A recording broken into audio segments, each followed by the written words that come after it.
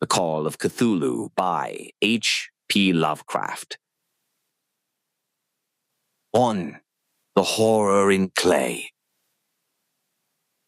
The most merciful thing in the world, I think, is the inability of the human mind to correlate all its contents.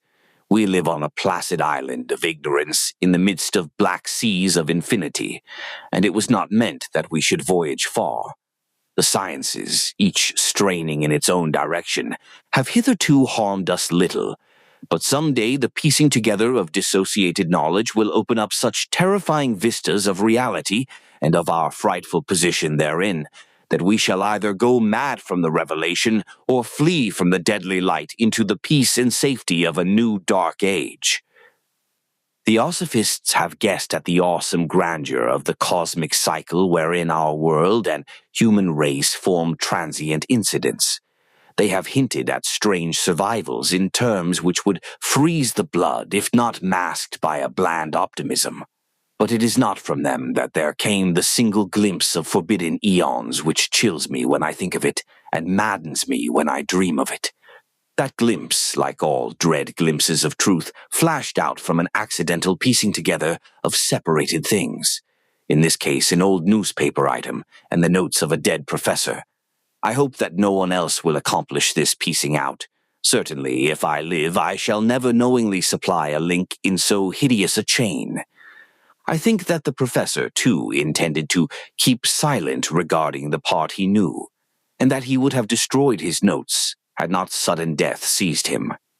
My knowledge of the thing began in the winter of 1926 to 27 with the death of my granduncle, George Gamble Angel, Professor Emeritus of Semitic Languages in Brown University, Providence, Rhode Island.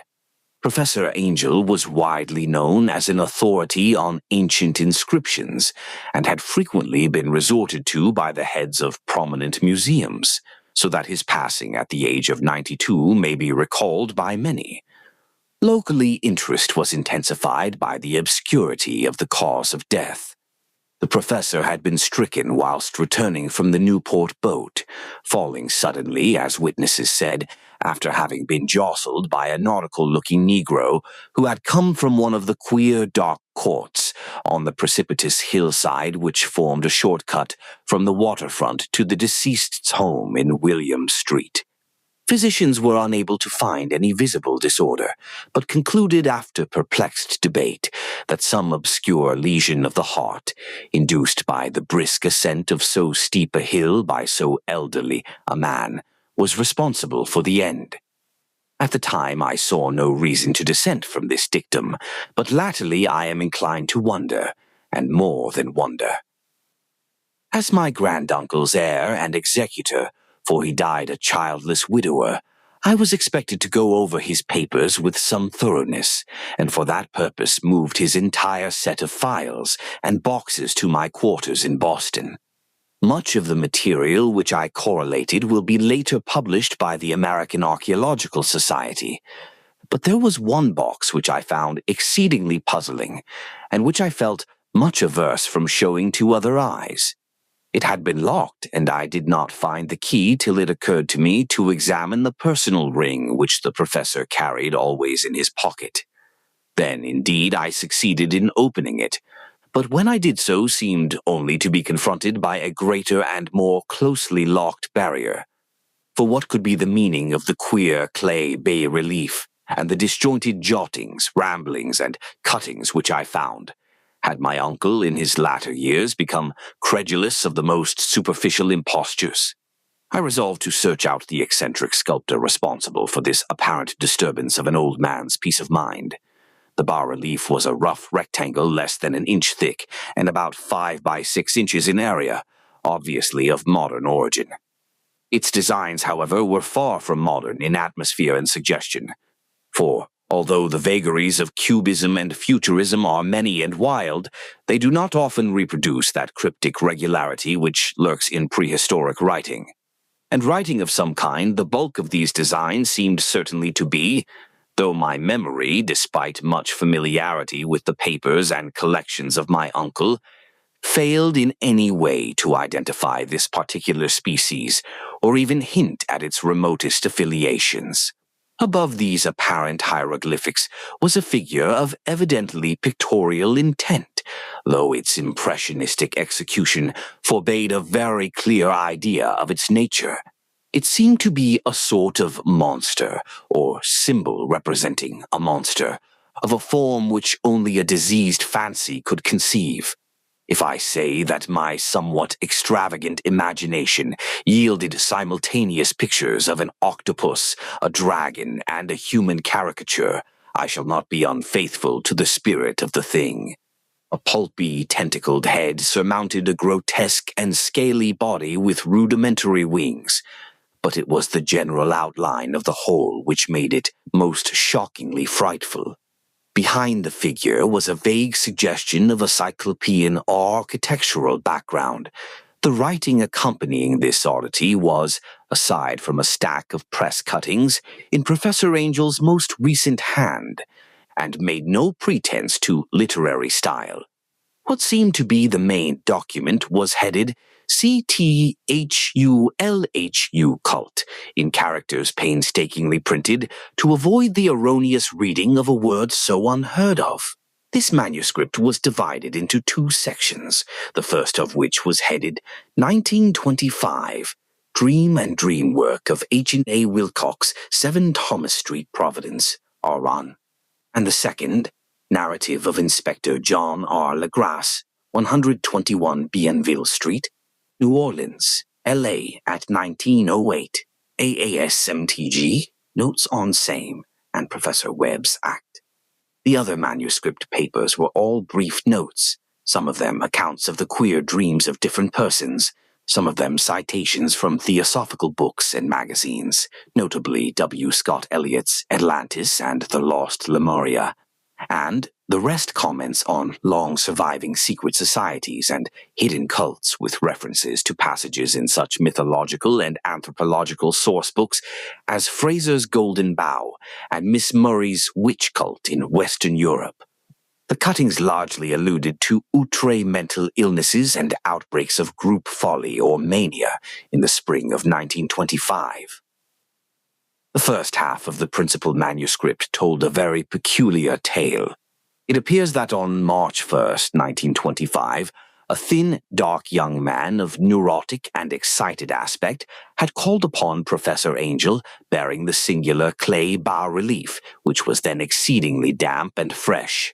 His card bore the name of Henry Anthony Wilcox, and my uncle had recognized him as the youngest son of an excellent family slightly known to him, who had latterly been studying sculpture at the Rhode Island School of Design and living alone at the Fleur-de-Lis building near that institution.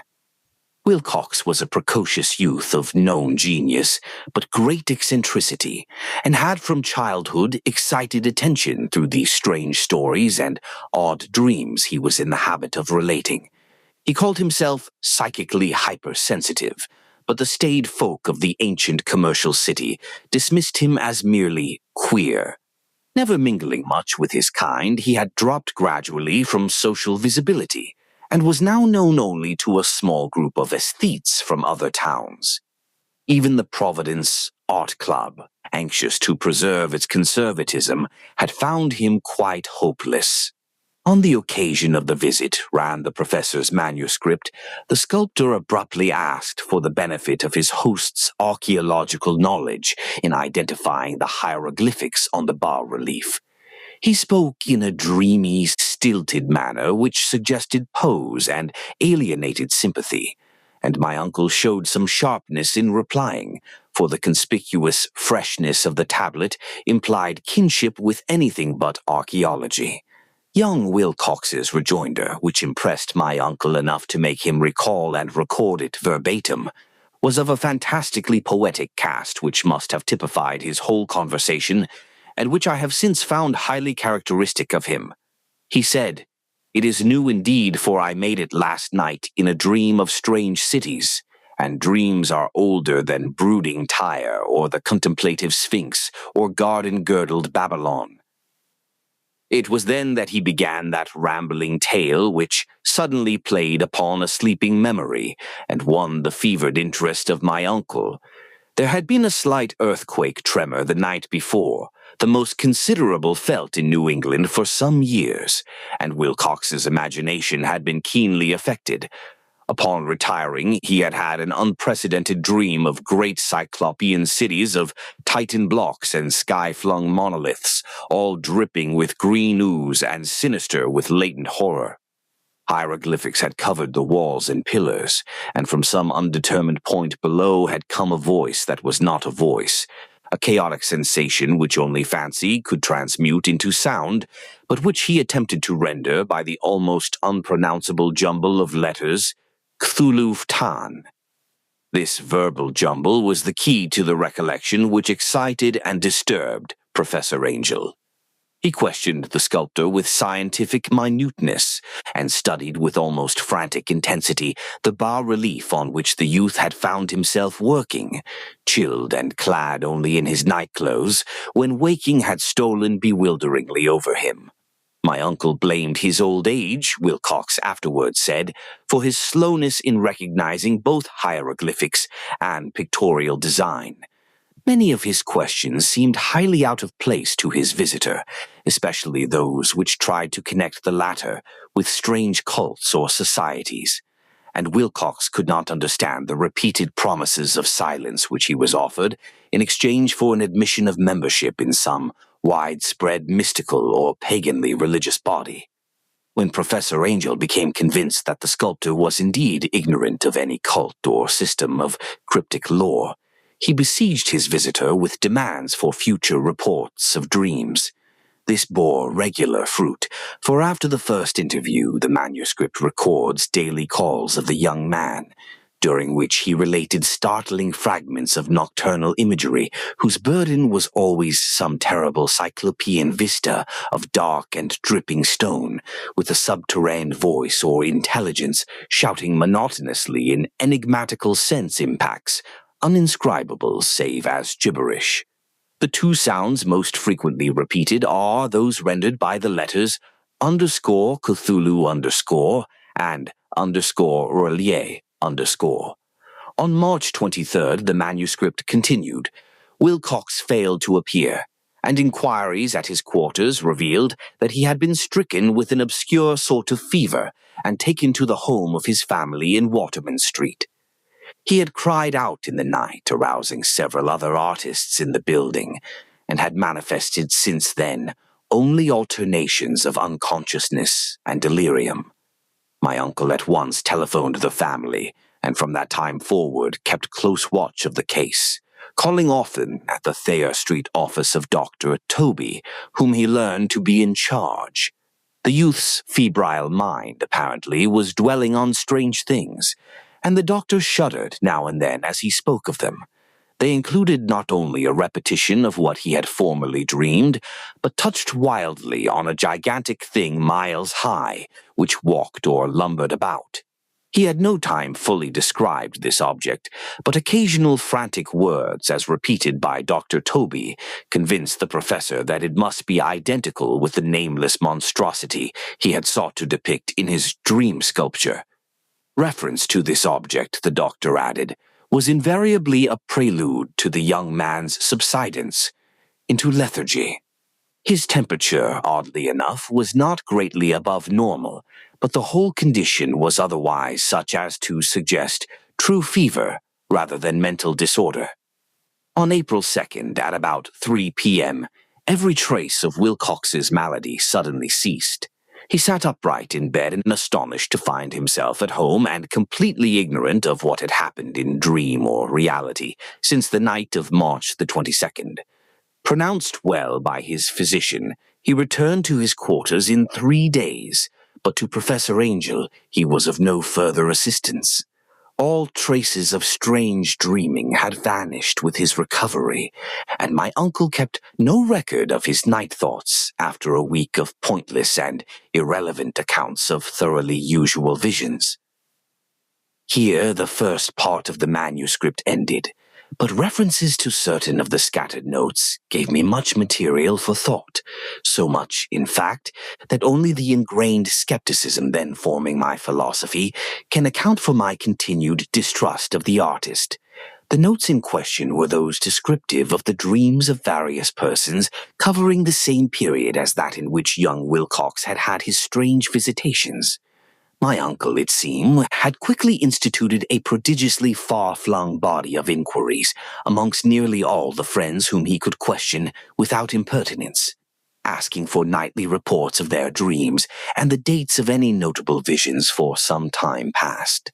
The reception of his request seems to have been varied, but he must at the very least have received more responses than any ordinary man could have handled without a secretary. This original correspondence was not preserved, but his notes formed a thorough and really significant digest. Average people in society and business, New England's traditional salt of the earth, gave an almost completely negative result, though scattered cases of uneasy but formless nocturnal impressions appear here and there, always between March 23rd and April 2nd, the period of young Wilcox's delirium. Scientific men were little more affected, though 4 cases of vague description suggest fugitive glimpses of strange landscapes, and in one case there is mentioned a dread of something abnormal. It was from the artists and poets that the pertinent answers came, and I know that panic would have broken loose had they been able to compare notes. As it was, lacking their original letters, I have suspected the compiler of having asked leading questions, or of having edited the correspondence in corroboration of what he had latently resolved to see. That is why I continued to feel that Wilcox, somehow cognizant of the old data which my uncle had possessed, had been imposing on the veteran scientist. These responses from aesthetes told a disturbing tale. From February 28th to April 2nd, a large proportion of them had dreamed very bizarre things, the intensity of the dreams being immeasurably the stronger during the period of the sculptor's delirium. Over a fourth of those who reported anything reported scenes and half-sounds not unlike those which Wilcox had described, and some of the dreamers confessed acute fear of the gigantic nameless thing visible toward the last. One case, which the note describes with emphasis, was very sad. The subject, a widely known architect with leanings toward theosophy and occultism, went violently insane on the date of young Wilcox's seizure, and expired several months later after incessant screamings to be saved from some escaped denizen of hell. Had my uncle referred to these cases by name instead of merely by number, I should have attempted some corroboration and personal investigation, but as it was, I succeeded in tracing down only a few. All of these, however, bore out the notes in full. I have often wondered if all the objects of the professor's questioning felt as puzzled as did this fraction. It is well that no explanation shall ever reach them. The press cuttings, as I have intimated, touched on cases of panic, mania, and eccentricity during the given period. Professor Angel must have employed a cutting bureau, for the number of extracts was tremendous, and the sources scattered throughout the globe. Here was a nocturnal suicide in London, where a lone sleeper had leaped from a window after a shocking cry. Here, likewise, a rambling letter to the editor of a paper in South America, where a fanatic deduces a dire future from visions he has seen. A dispatch from California describes a theosophist colony as donning white robes en masse for some glorious fulfillment which never arrives, whilst items from India speak guardedly of serious native unrest toward the end of March. Voodoo orgies multiply in Haiti, and African outposts report ominous mutterings. American officers in the Philippines find certain tribes bothersome about this time, and New York policemen are mobbed by hysterical Levantines on the night of March 22nd to 23rd. The west of Ireland, too, is full of wild rumor and legendary, and a fantastic painter named Ardois Bonneau hangs a blasphemous dream landscape in the Paris Spring Salon of 1926. And so numerous are the recorded troubles in insane asylums that only a miracle can have stopped the medical fraternity from noting strange parallelisms and drawing mystified conclusions. A weird bunch of cuttings, all told, and I can at this date scarcely envisage the callous rationalism with which I set them aside. But I was then convinced that young Wilcox had known of the older matters mentioned by the professor.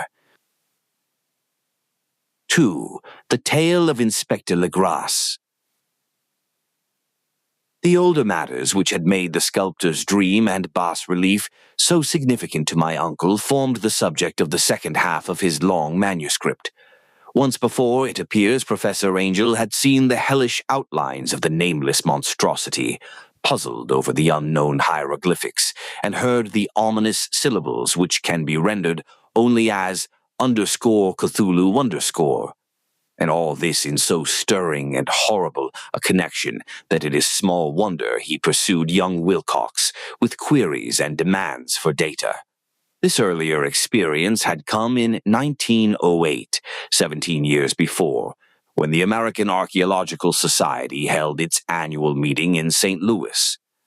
Professor Angel, as befitted one of his authority and attainments, had had a prominent part in all the deliberations, and was one of the first to be approached by the several outsiders who took advantage of the convocation to offer questions for correct answering and problems for expert solution. The chief of these outsiders, and in a short time the focus of interest for the entire meeting, was a commonplace-looking middle-aged man who had traveled all the way from New Orleans for certain special information unobtainable from any local source. His name was John Raymond Legras, and he was by profession an inspector of police. With him he bore the subject of his visit, a grotesque, repulsive, and apparently very ancient stone statuette, whose origin he was at a loss to determine. It must not be fancied that Inspector Legras had the least interest in archaeology. On the contrary, his wish for enlightenment was prompted by purely professional considerations. The statuette, idol, fetish, or whatever it was, had been captured some months before in the wooded swamps south of New Orleans during a raid on a supposed voodoo meeting, and so singular and hideous were the rites connected with it that the police could not but realize that they had stumbled on a dark cult totally unknown to them, and infinitely more diabolic than even the blackest of the African voodoo circles. Of its origin, apart from the erratic and unbelievable tales extorted from the captured members, absolutely nothing was to be discovered. Hence the anxiety of the police for any antiquarian lore which might help them to place the frightful symbol and through it track down the cult to its fountainhead. Inspector Legras was scarcely prepared for the sensation which his offering created. One sight of the thing had been enough to throw the assembled men of science into a state of tense excitement, and they lost no time in crowding around him to gaze at the diminutive figure whose utter strangeness and air of genuinely abysmal antiquity hinted so potently at unopened and archaic vistas.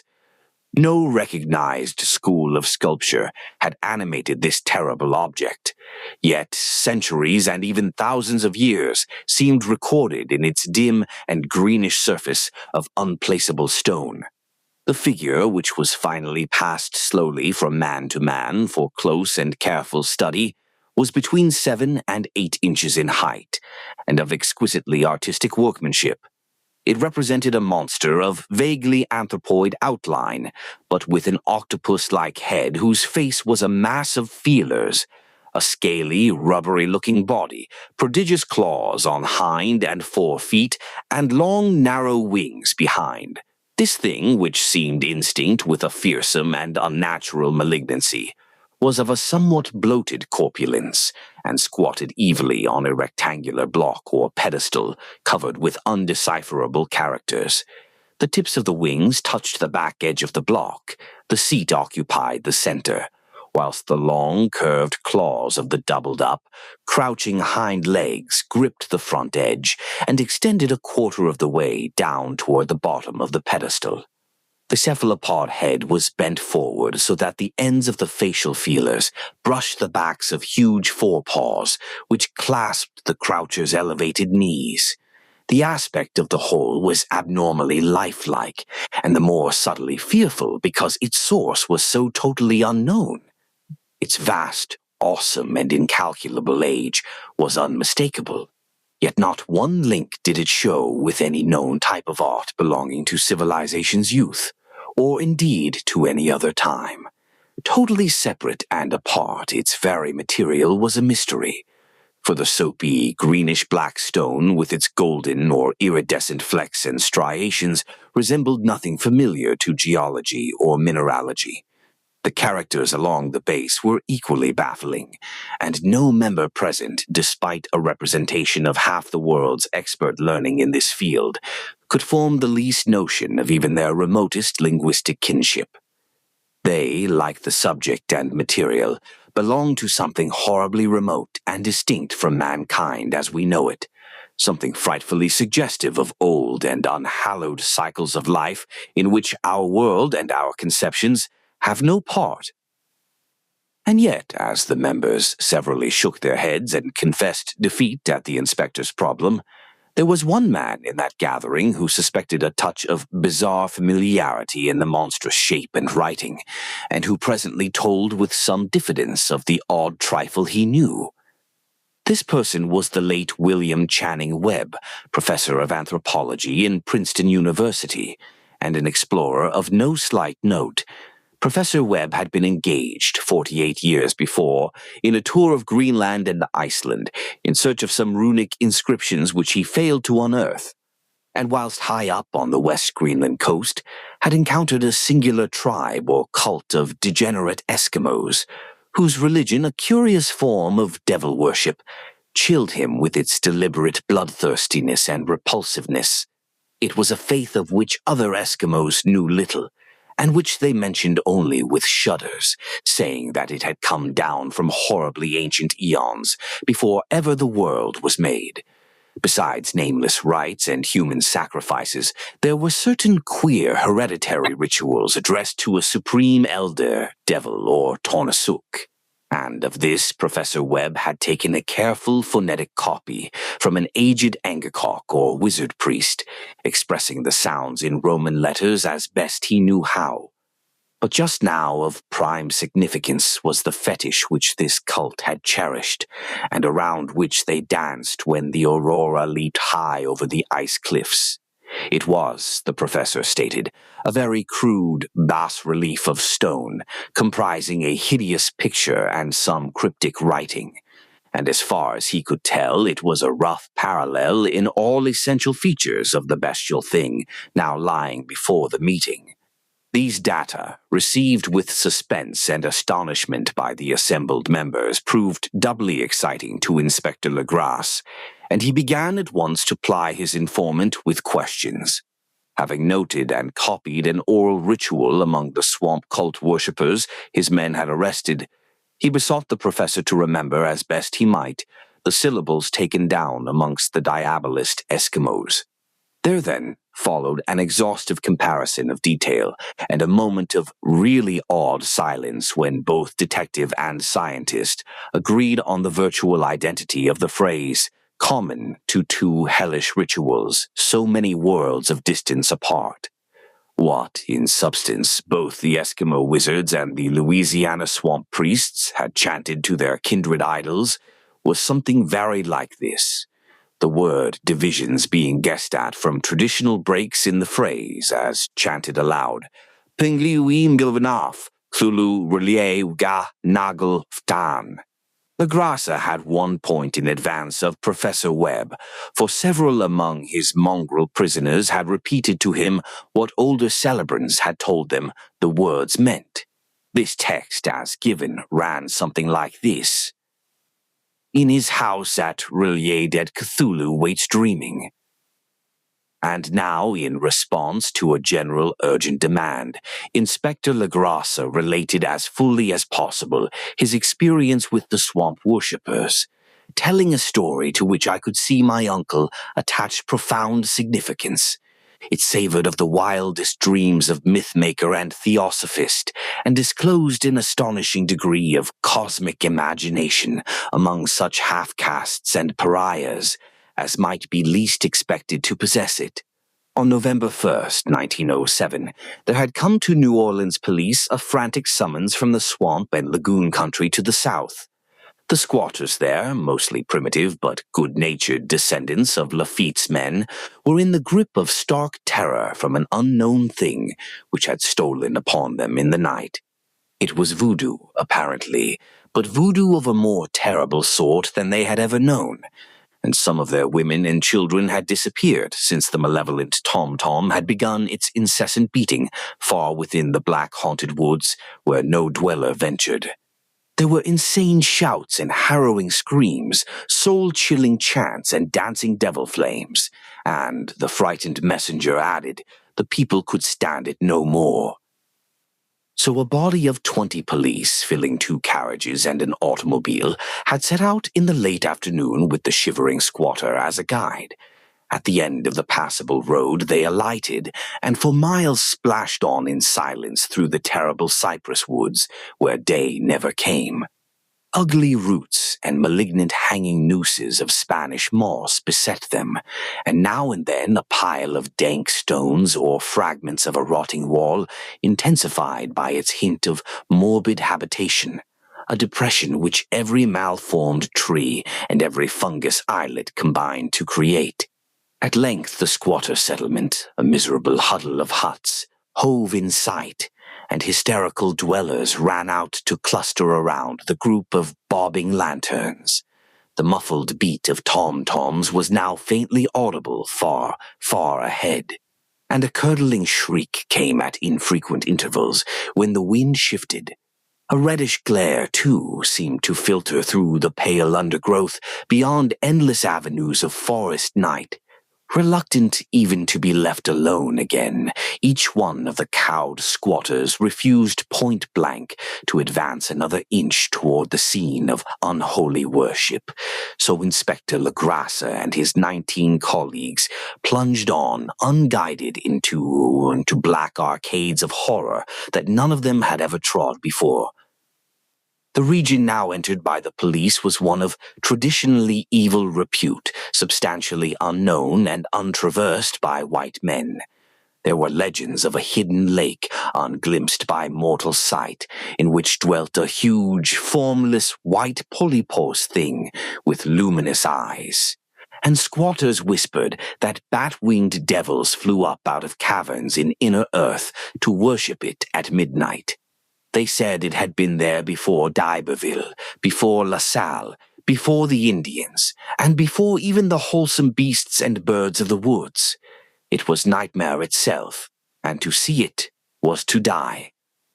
But it made men dream, and so they knew enough to keep away. The present voodoo orgy was indeed on the merest fringe of this abhorred area, but that location was bad enough. Hence, perhaps the very place of the worship had terrified the squatters more than the shocking sounds and incidents. Only poetry or madness could do justice to the noises heard by Legrasse's men as they plowed on through the black morass toward the red glare and the muffled tom-toms. There are vocal qualities peculiar to men, and vocal qualities peculiar to beasts, and it is terrible to hear the one when the soul should yield the other. Animal fury and orgiastic license here whipped themselves to demoniac heights by howls and squawking ecstasies that tore and reverberated through those nighted woods like pestilential tempests from the gulfs of hell. Now and then the less organized ululations would cease, and from what seemed a well-drilled chorus of hoarse voices would rise in sing-song chant that hideous phrase or ritual, Prunglui Muglun Cthulhu, Relier, Wugahnagl Fotan. Then the men, having reached a spot where the trees were thinner, came suddenly in sight of the spectacle itself. 4 of them reeled, 1 fainted, and 2 were shaken into a frantic cry, which the mad cacophony of the orgy fortunately deadened. Legrasse dashed swamp water on the face of the fainting man, and all stood trembling and nearly hypnotized with horror. In a natural glade of the swamp stood a grassy island of perhaps an acre's extent, clear of trees and tolerably dry. On this now leaped and twisted a more indescribable horde of human abnormality than any but a Syme or an Angarola could paint.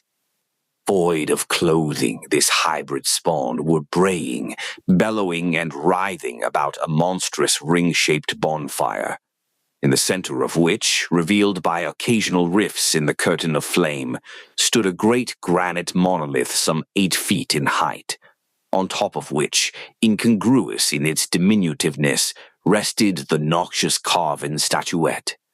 From a wide circle of 10 scaffolds set up at regular intervals, with the flame-girt monolith as a center hung, head downward, the oddly marred bodies of the helpless squatters who had disappeared.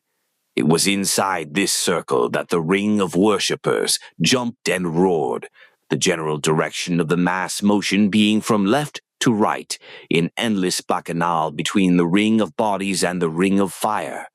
It may have been only imagination, and it may have been only echoes which induced one of the men, an excitable Spaniard, to fancy he heard antiphonal responses to the ritual from some far and unillumined spot deeper within the wood of ancient legendary and horror. This man, Joseph D. Galvez, I later met and questioned, and he proved distractingly imaginative.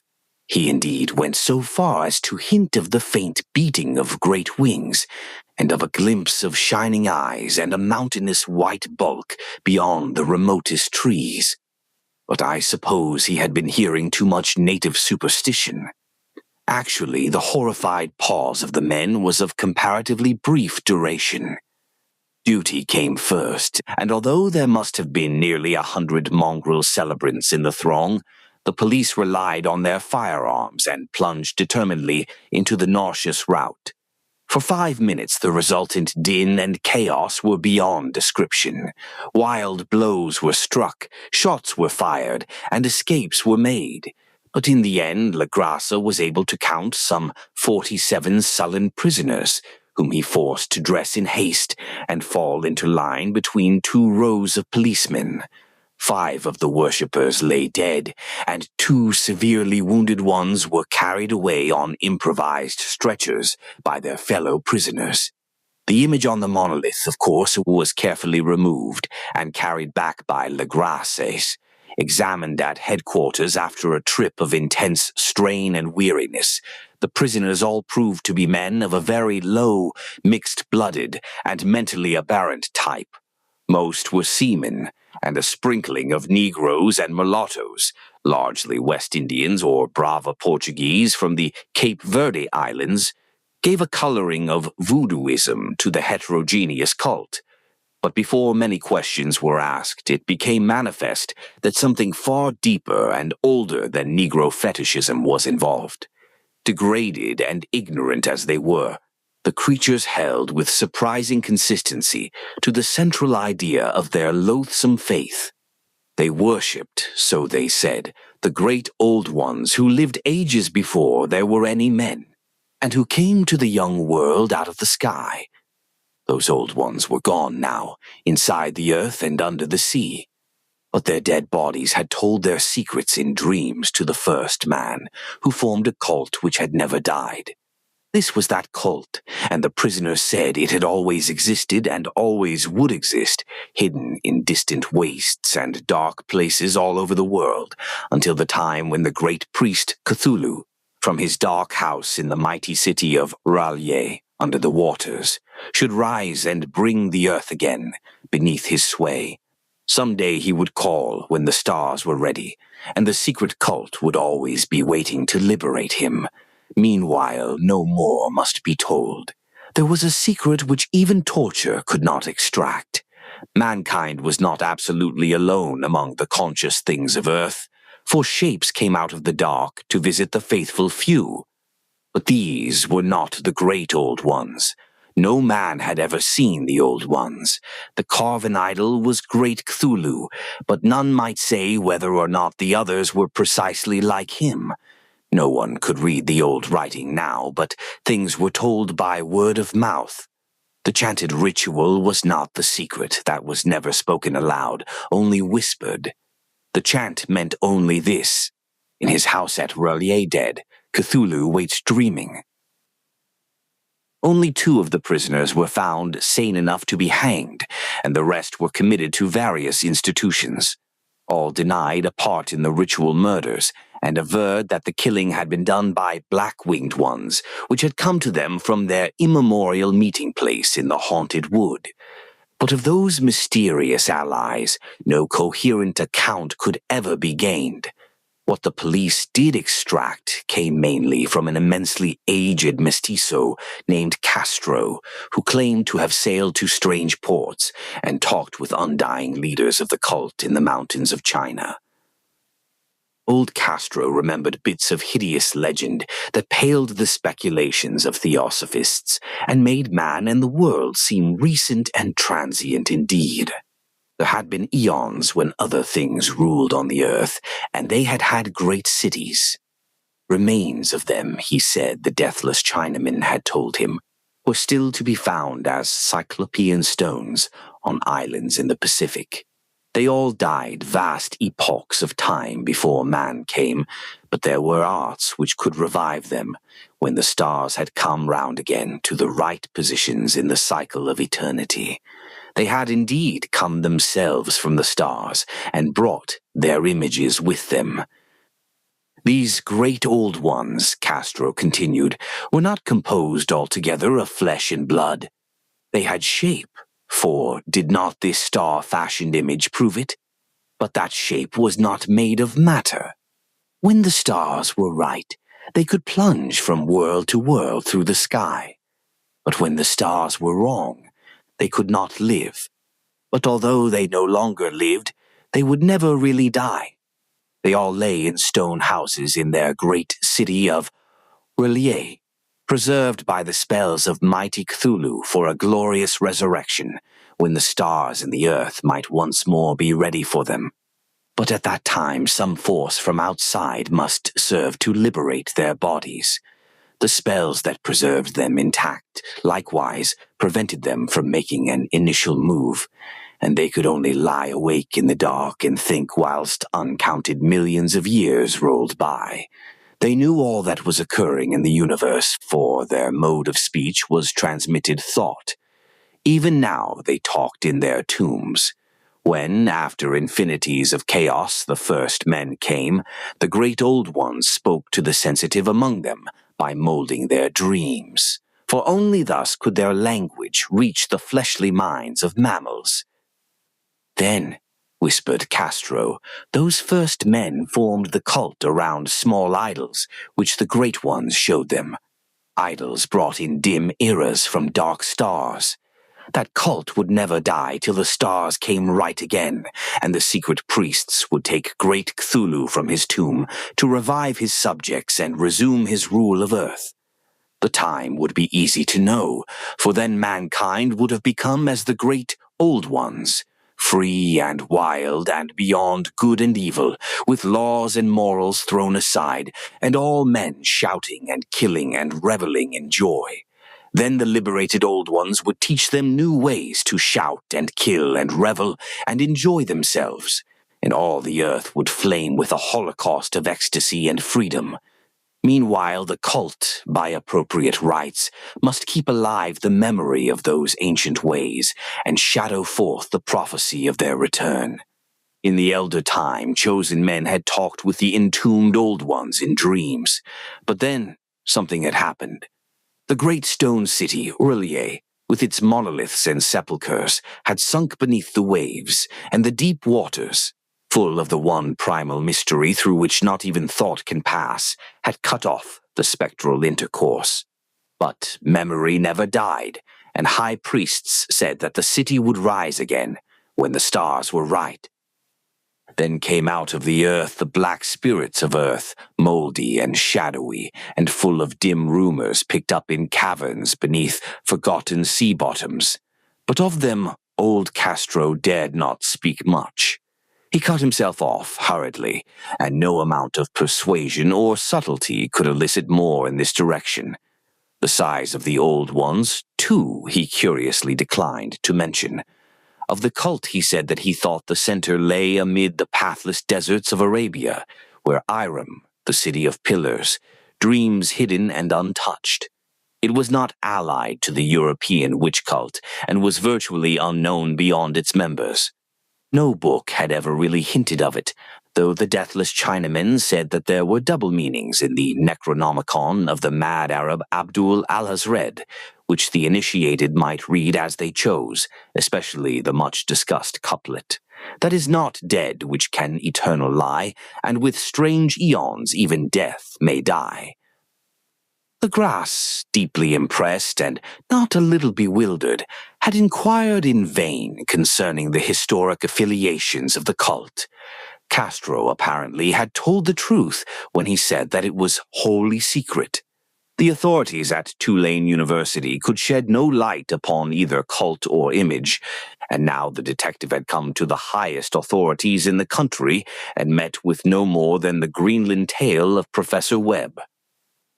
The feverish interest aroused at the meeting by Legras's tale, corroborated as it was by the statuette, is echoed in the subsequent correspondence of those who attended, although scant mention occurs in the formal publication of the society. Caution is the first care of those accustomed to face occasional charlatanry and imposture.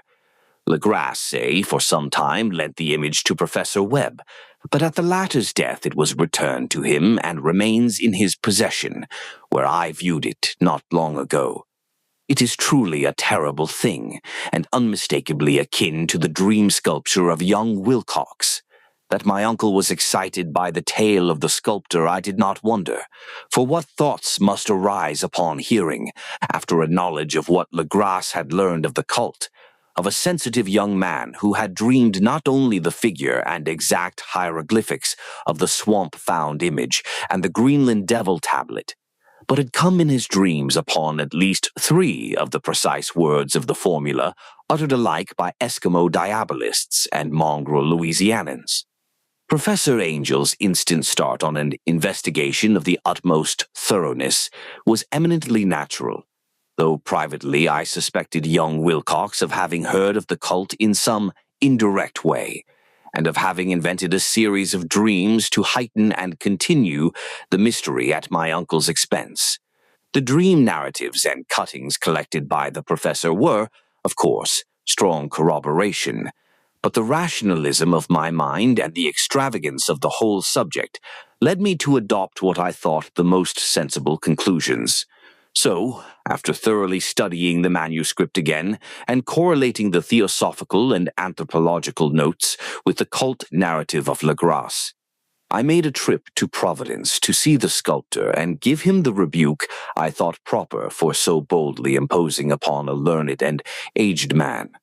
Wilcox still lived alone in the Fleur-de-Lis building in Thomas Street, a hideous Victorian imitation of 17th-century Breton architecture, which flaunts its stuccoed front amidst the lovely colonial houses on the ancient hill, and under the very shadow of the finest Georgian steeple in America. I found him at work in his rooms, and at once conceded from the specimens scattered about that his genius is indeed profound and authentic.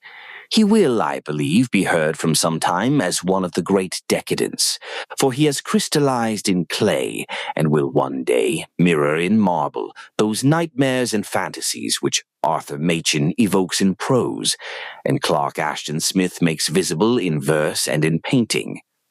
Dark, frail, and somewhat unkempt in aspect, he turned languidly at my knock and asked me my business without rising. When I told him who I was, he displayed some interest, for my uncle had excited his curiosity in probing his strange dreams, yet had never explained the reason for the study.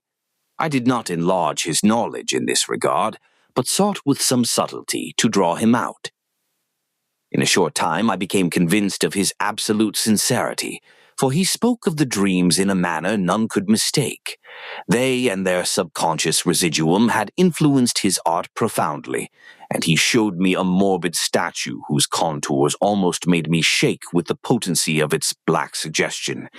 He could not recall having seen the original of this thing except in his own dream bas-relief, but the outlines had formed themselves insensibly under his hands.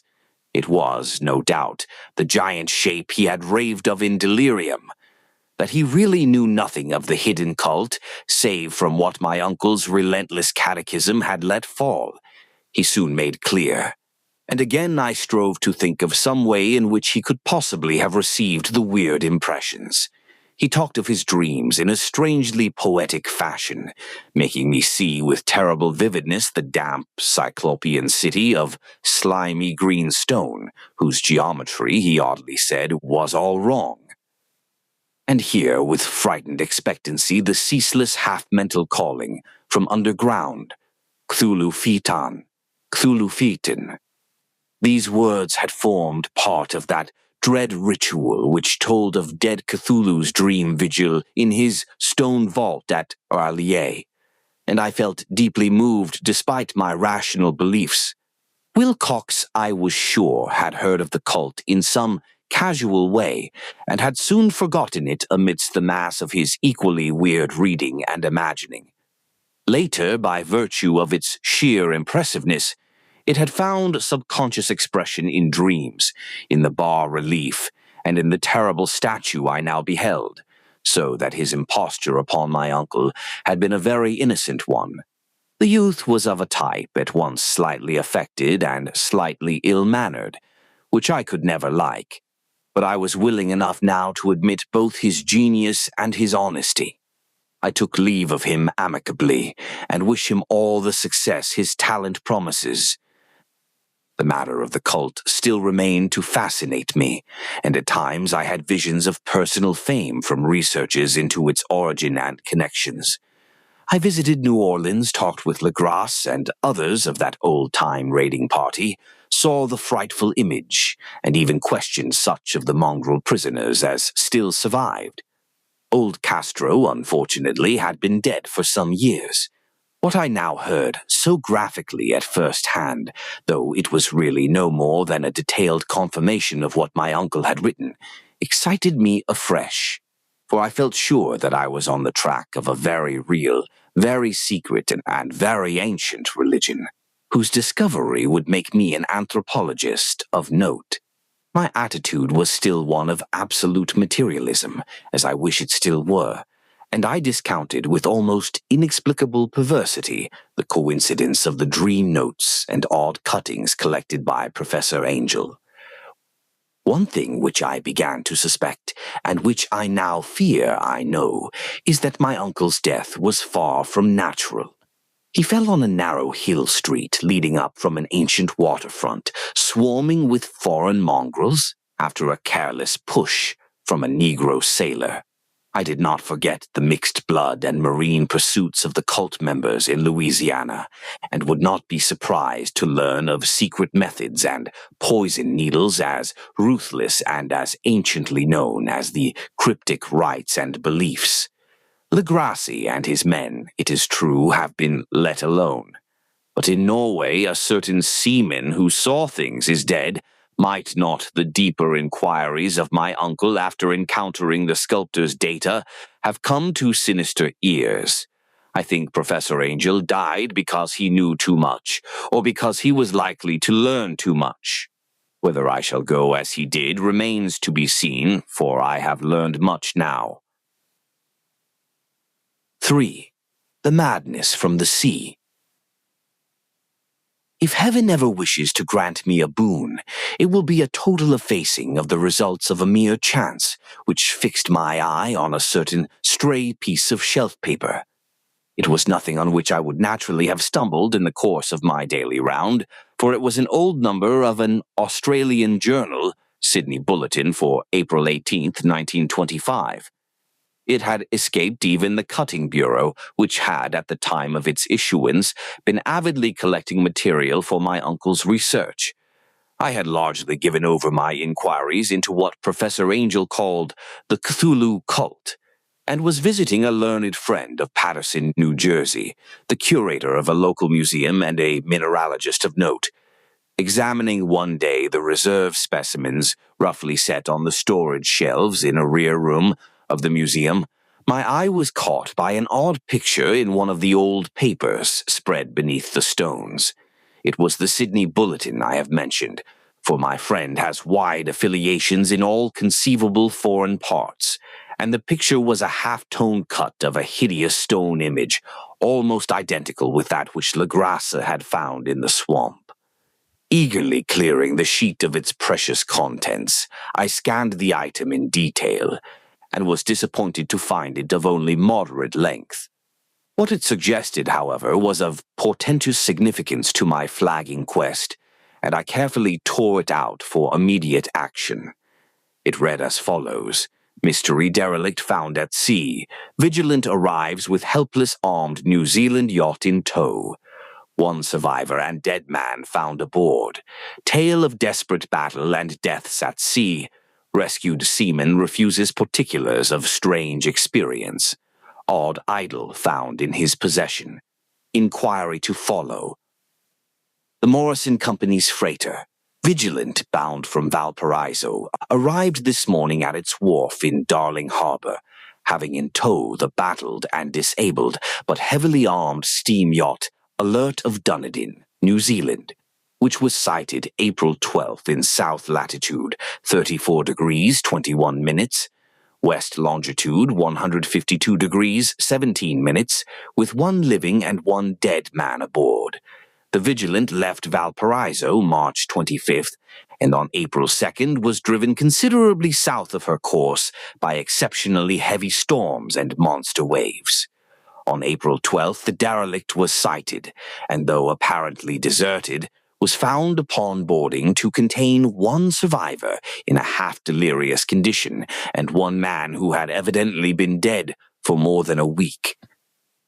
The living man was clutching a horrible stone idol of unknown origin, about a foot in height, regarding whose nature authorities at Sydney University, the Royal Society, and the museum in College Street all profess complete bafflement, and which the survivor says he found in the cabin of the yacht, in a small carved shrine of common pattern.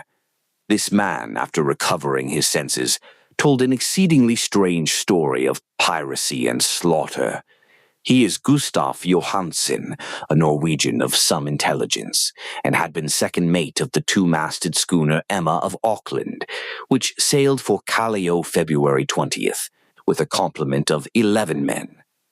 The Emma, he says, was delayed and thrown widely south of her course by the great storm of March 1st, and on March 22nd in south latitude 49 degrees 51 minutes, west longitude 128 degrees 34 minutes, encountered the Alert, manned by a queer and evil-looking crew of Kanakas and half-castes. Being ordered peremptorily to turn back, Captain Collins refused, whereupon the strange crew began to fire savagely and without warning upon the schooner, with a peculiarly heavy battery of brass cannon forming part of the yacht's equipment. The Emma's men showed fight, says the survivor, and though the schooner began to sink from shots beneath the waterline, they managed to heave alongside their enemy and board her, grappling with the savage crew on the yacht's deck and being forced to kill them all, the number being slightly superior because of their particularly abhorrent and desperate, though rather clumsy mode of fighting. 3 of the Emma's men, including Captain Collins and First Mate Green, were killed, and the remaining 8 under Second Mate Johansen proceeded to navigate the captured yacht, going ahead in their original direction to see if any reason for their ordering back had existed. The next day, it appears, they raised and landed on a small island, although none is known to exist in that part of the ocean, and 6 of the men somehow died ashore, though Johansen is queerly reticent about this part of his story, and speaks only of their falling into a rock chasm. Later, it seems, he and one companion boarded the yacht and tried to manage her, but were beaten about by the storm of April 2nd. From that time till his rescue on the 12th, the man remembers little, and he does not even recall when William Bryden, his companion, died. Bryden's death reveals no apparent cause, and was probably due to excitement or exposure. Cable advices from Dunedin report that the Alert was well known there as an island trader, and bore an evil reputation along the waterfront. It was owned by a curious group of half-castes whose frequent meetings and night trips to the woods attracted no little curiosity, and it had set sail in great haste just after the storm and earth tremors of March 1st. Our Auckland correspondent gives the Emma and her crew an excellent reputation, and Johansen is described as a sober and worthy man. The Admiralty will institute an inquiry on the whole matter beginning tomorrow, at which every effort will be made to induce Johansen to speak more freely than he has done hitherto. This was all, together with the picture of the hellish image. But what a train of ideas it started in my mind. Here were new treasuries of data on the Cthulhu cult, and evidence that it had strange interests at sea as well as on land. What motive prompted the hybrid crew to order back the Emma as they sailed about with their hideous idol? What was the unknown island on which 6 of the Emma's crew had died, and about which the mate Johansen was so secretive? What had the Vice-Admiralty's investigation brought out, and what was known of the noxious cult in Dunedin? And most marvelous of all, what deep and more than natural linkage of dates was this which gave a malign and now undeniable significance to the various turns of events so carefully noted by my uncle? March 1st, our February 28th, according to the international dateline, the earthquake and storm had come. From Dunedin, the Alert and her noisome crew had darted eagerly forth as if imperiously summoned, and on the other side of the earth, poets and artists had begun to dream of a strange, dank cyclopean city, whilst a young sculptor had molded in his sleep the form of the dreaded Cthulhu.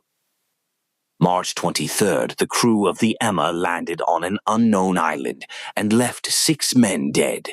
And on that date, the dreams of sensitive men assumed a heightened vividness and darkened with dread of a giant monster's malign pursuit, whilst an architect had gone mad and a sculptor had lapsed suddenly into delirium.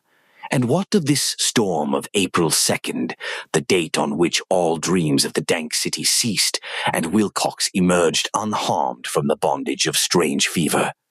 What of all this, and of those hints of old Castro about the sunken, star-born old ones and their coming reign, their faithful cult and their mastery of dreams? Was I tottering on the brink of cosmic horrors beyond man's power to bear? If so, they must be horrors of the mind alone, for in some way the 2nd of April had put a stop to whatever monstrous menace had begun its siege of mankind's soul. That evening, after a day of hurried cabling and arranging, I bade my host adieu and took a train for San Francisco. In less than a month I was in Dunedin, where, however, I found that little was known of the strange cult members who had lingered in the old sea taverns. Waterfront scum was far too common for special mention, though there was vague talk about one inland trip these mongrels had made, during which faint drumming and red flame were noted on the distant hills. In Auckland, I learned that Johansen had returned, with yellow hair turned white, after a perfunctory and inconclusive questioning at Sydney, and had thereafter sold his cottage in West Street and sailed with his wife to his old home in Oslo. Of his stirring experience he would tell his friends no more than he had told the Admiralty officials, and all they could do was to give me his Oslo address. After that I went to Sydney and talked profitlessly with seamen and members of the Vice-Admiralty Court. I saw the Alert, now sold and in commercial use, at Circular Quay in Sydney Cove, but gained nothing from its non-committal bulk. The crouching image with its cuttlefish head, dragon body, scaly wings, and hieroglyphed pedestal was preserved in the museum at Hyde Park, and I studied it long and well, finding it a thing of balefully exquisite workmanship, and with the same utter mystery, terrible antiquity, and unearthly strangeness of material which I had noted in Legras's smaller specimen. Geologists, the curator told me, had found it a monstrous puzzle, for they vowed that the world held no rock like it. Then I thought with a shudder of what old Castro had told Legras about the primal Great Ones. They had come from the stars and had brought their images with them. Shaken with such a mental revolution as I had never before known, I now resolved to visit Mat Johansen in Oslo. Sailing for London, I re-embarked at once for the Norwegian capital, and one autumn day landed at the trim wharves in the shadow of the Egeberg. Johansen's address, I discovered, lay in the old town of King Harald Hardrada, which kept alive the name of Oslo during all the centuries that the greater city masqueraded as Christiania. I made the brief trip by taxicab and knocked with palpitant heart at the door of a neat and ancient building with plastered front. A sad-faced woman in black answered my summons, and I was stung with disappointment when she told me in halting English that Gustaf Johansen was no more. He had not long survived his return, said his wife, for the doings at sea in 1925 had broken him. He had told her no more than he had told the public, but had left a long manuscript of technical matters, as he said, written in English, evidently in order to safeguard her from the peril of casual perusal. During a walk through a narrow lane near the Gothenburg dock, a bundle of papers falling from an attic window had knocked him down. 2 Lascar sailors at once helped him to his feet, but before the ambulance could reach him, he was dead. Physicians found no adequate cause for the end, and laid it to heart trouble and a weakened constitution. I now felt gnawing at my vitals that dark terror which will never leave me till I, too, am at rest, accidentally or otherwise. Persuading the widow that my connection with her husband's technical matters was sufficient to entitle me to his manuscript, I bore the document away and began to read it on the London boat. It was a simple, rambling thing, a naive sailor's effort at a post-facto diary, and strove to recall day by day that last awful voyage. I cannot attempt to transcribe it verbatim in all its cloudiness and redundance, but I will tell its gist enough to show why the sound of the water against the vessel's sides became so unendurable to me that I stopped my ears with cotton. Johansen, thank God, did not know quite all, even though he saw the city and the thing. But I shall never sleep calmly again when I think of the horrors that lurk ceaselessly behind life in time and in space, and of those unhallowed blasphemies from elder stars which dream beneath the sea, known and favored by a nightmare cult, ready and eager to loose them on the world whenever another earthquake shall heave their monstrous stone city again to the sun and air. Johansen's voyage had begun just as he told it to the Vice-Admiralty. The Emma, in ballast, had cleared Auckland on February 20th, and had felt the full force of that earthquake-born tempest which must have heaved up from the sea bottom the horrors that filled men's dreams. Once more under control, the ship was making good progress when held up by the Alert on March 22nd, and I could feel the mate's regret as he wrote of her bombardment and sinking. Of the swarthy cult fiends on the Alert, he speaks with significant horror. There was some peculiarly abominable quality about them which made their destruction seem almost a duty, and Johansen shows ingenuous wonder at the charge of ruthlessness brought against his party during the proceedings of the Court of Inquiry. Then, driven ahead by curiosity in their captured yacht under Johansen's command, the men sight a great stone pillar sticking out of the sea, and in south latitude 47 degrees, 9 minutes, west longitude 126 degrees, 43 minutes come upon a coastline of mingled mud, ooze, and weedy cyclopean masonry which can be nothing less than the tangible substance of Earth's supreme terror, the nightmare corpse city of Relier, that was built in measureless eons behind history by the vast, loathsome shapes that seeped down from the dark stars.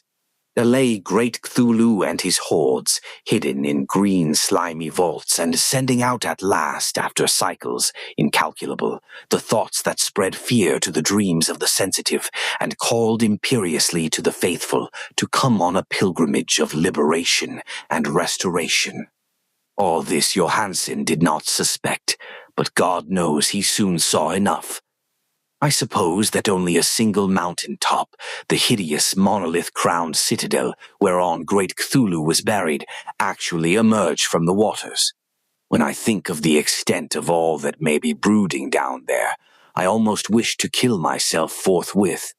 Johansen and his men were awed by the cosmic majesty of this dripping Babylon of elder demons, and must have guessed without guidance that it was nothing of this or of any sane planet, awe at the unbelievable size of the greenish stone blocks, at the dizzying height of the great carven monolith, and at the stupefying identity of the colossal statues and bas-reliefs with the queer image found in the shrine on the alert, is poignantly visible in every line of the mate's frightened description. Without knowing what futurism is like, Johansen achieved something very close to it when he spoke of the city, for instead of describing any definite structure or building, he dwells only on the broad impressions of vast angles and stone surfaces, surfaces too great to belong to anything right or proper for this earth, and impious with horrible images and hieroglyphs. I mention his talk about angles because it suggests something Wilcox had told me of his awful dreams. He had said that the geometry of the dream place he saw was abnormal, non-Euclidean, and loathsomely redolent of spheres and dimensions apart from ours. Now an unlettered seaman felt the same thing whilst gazing at the terrible reality. Johansen and his men landed at a sloping mud bank on this monstrous acropolis and clambered slipperily up over Titan oozy blocks, which could have been no mortal staircase. The very sun of heaven seemed distorted when viewed through the polarizing miasma welling out from this sea-soaked perversion, and twisted menace and suspense lurked leeringly in those crazily elusive angles of carven rock where a second glance showed concavity after the first showed convexity. Something very like fright had come over all the explorers before anything more definite than rock and ooze and weed was seen. Each would have fled had he not feared the scorn of the others, and it was only half-heartedly that they searched, vainly as it proved, for some portable souvenir to bear away. It was Rodriguez the Portuguese who climbed up the foot of the monolith and shouted of what he had found. The rest followed him and looked curiously at the immense carved door with the now familiar squid-dragon bas-relief. It was, Johansen said, like a great barn door, and they all felt that it was a door because of the ornate lintel, threshold, and jambs around it, though they could not decide whether it lay flat like a trapdoor or slantwise like an outside cellar door. As Wilcox would have said, the geometry of the place was all wrong. One could not be sure that the sea and the ground were horizontal. Hence, the relative position of everything else seemed phantasmally variable. Bryden pushed at the stone in several places without result. Then Donovan felt over it delicately around the edge, pressing each point separately as he went. He climbed interminably along the grotesque stone molding. That is, one would call it climbing if the thing was not after all horizontal, and the men wondered how any door in the universe could be so vast. Then, very softly and slowly, the acre-great panel began to give inward at the top, and they saw that it was balanced. Donovan slid or somehow propelled himself down or along the jamb and rejoined his fellows, and everyone watched the queer recession of the monstrously carven portal. In this fantasy of prismatic distortion, it moved anomalously in a diagonal way, so that all the rules of matter and perspective seemed upset. The aperture was black with a darkness almost material. That tenebrousness was indeed a positive quality, for it obscured such parts of the inner walls as ought to have been revealed, and actually burst forth like smoke from its eon-long imprisonment, visibly darkening the sun as it slunk away into the shrunken and gibbous sky on flapping membranous wings. The odor arising from the newly opened depths was intolerable, and at length the quick-eared Hawkins thought he heard a nasty, slopping sound down there. Everyone listened, and everyone was listening still, when it lumbered slobberingly into sight and gropingly squeezed its gelatinous green immensity through the black doorway into the tainted outside air of that poisoned city of madness. Poor Johansen's handwriting almost gave out when he wrote of this. Of the 6 men who never reached the ship, he thinks 2 perished of pure fright in that accursed instant. The thing cannot be described. There is no language for such abysms of shrieking and immemorial lunacy, such eldritch contradictions of all matter, force, and cosmic order. A mountain walked or stumbled. God! What wonder that across the earth a great architect went mad, and poor Wilcox raved with fever in that telepathic instant. The thing of the idols, the green sticky spawn of the stars, had a weight to claim his own. The stars were right again, and what an age-old cult had failed to do by design, a band of innocent sailors had done by accident. After vigintillions of years, great Cthulhu was loose again, and ravening for delight. 3 men were swept up by the flabby claws before anybody turned. God rest them, if there be any rest in the universe. They were Donovan, Guerrera, and Angstrom. Parker slipped as the other 3 were plunging frenziedly over endless vistas of green-crusted rock to the boat, and Johansen swears he was swallowed up by an angle of masonry which shouldn't have been there, an angle which was acute but behaved as if it were obtuse. So only Bryden and Johansen reached the boat and pulled desperately for the alert as the mountainous monstrosity flopped down the slimy stones and hesitated floundering at the edge of the water. Steam had not been suffered to go down entirely, despite the departure of all hands for the shore, and it was the work of only a few moments of feverish rushing up and down between wheels and engines to get the alert underway. Slowly, amidst the distorted horrors of that indescribable scene, she began to churn the lethal waters, whilst on the masonry of that charnel shore that was not of earth, the Titan thing from the stars slavered and gibbered like Polypheme cursing the fleeing ship of Odysseus. Then, bolder than the storied Cyclops, great Cthulhu slid greasily into the water and began to pursue with vast wave-raising strokes of cosmic potency. Bryden looked back and went mad, laughing shrilly as he kept on laughing at intervals, till death found him one night in the cabin, whilst Johansen was wandering deliriously. But Johansen had not given out yet. Knowing that the thing could surely overtake the alert until steam was fully up, he resolved on a desperate chance, and, setting the engine for full speed, ran lightning-like on deck and reversed the wheel. There was a mighty eddying and foaming in the noisome brine, and as the steam mounted higher and higher, the brave Norwegian drove his vessel head-on against the pursuing jelly, which rose above the unclean froth like the stern of a demon galleon. The awful squid head with writhing feelers came nearly up to the bowsprit of the sturdy yacht, but Johansen drove on relentlessly. There was a bursting as of an exploding bladder, a slushy nastiness as of a cloven sunfish, a stench as of 1,000 opened graves, and a sound that the chronicler would not put on paper. For an instant the ship was befouled by an acrid and blinding green cloud, and then there was only a venomous seething astern. Where, God in heaven, the scattered plasticity of that nameless sky spawn was nebulously recombining in its hateful original form, whilst its distance widened every second as the alert gained impetus from its mounting steam. That was all. After that, Johansen only brooded over the idol in the cabin and attended to a few matters of food for himself and the laughing maniac by his side. He did not try to navigate after the first bold flight, for the reaction had taken something out of his soul. Then came the storm of April 2nd, and a gathering of the clouds about his consciousness.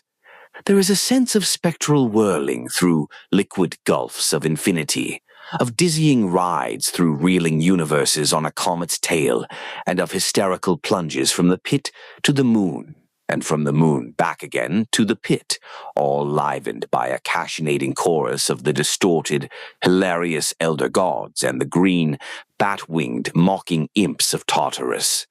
Out of that dream came rescue, the Vigilant, the Vice-Admiralty Court, the streets of Dunedin, and the long voyage back home to the old house by the Jägerberg. He could not tell. They would think him mad. He would write of what he knew before death came, but his wife must not guess. Death would be a boon if only it could blot out the memories. That was the document I read, and now I have placed it in the tin box beside the bas-relief and the papers of Professor Angel. With it shall go this record of mine, this test of my own sanity, wherein is pieced together that which I hope may never be pieced together again. I have looked upon all that the universe has to hold of horror, and even the skies of spring and the flowers of summer must ever afterward be poison to me. But I do not think my life will be long. As my uncle went, as poor Johansen went, so I shall go. I know too much, and the cult still lives. Cthulhu still lives too, I suppose, again, in that chasm of stone which has shielded him since the sun was young. His accursed city is sunken once more, for the Vigilant sailed over the spot after the April storm. But his ministers on earth still bellow and prance and slay around idol-capped monoliths in lonely places. He must have been trapped by the sinking whilst within his black abyss, or else the world would by now be screaming with fright and frenzy. Who knows the end? What has risen may sink, and what has sunk may rise. Loathsomeness waits and dreams in the deep, and decay spreads over the tottering cities of men. A time will come, but I must not and cannot think.